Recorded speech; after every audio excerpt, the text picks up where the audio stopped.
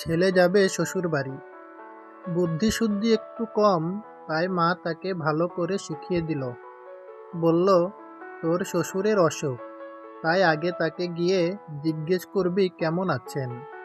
উনি হয়তো বলবেন ভালো, তখন বলবি এটাই তো আমাদের কাম্য। তারপর তিনি কি পথ্য করছেন জানতে চাইবি।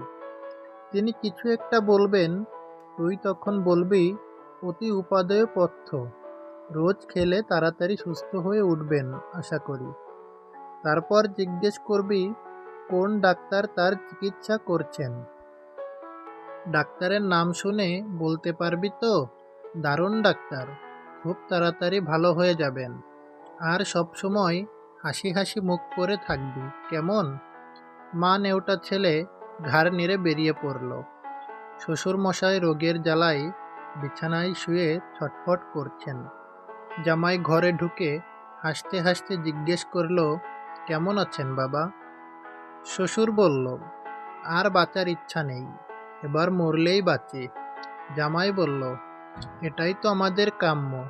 তা কি পথ্য করছেন এখন আপনি? শ্বশুর চটে গিয়ে বলল, ঘোড়ার ডিম।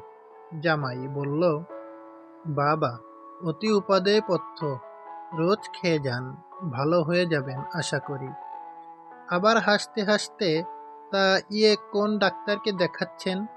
শ্বশুর বলল, একটু চটে গিয়ে, জম।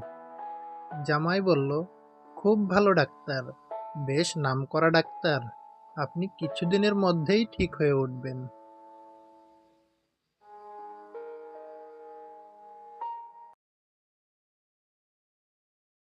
স্যালুট।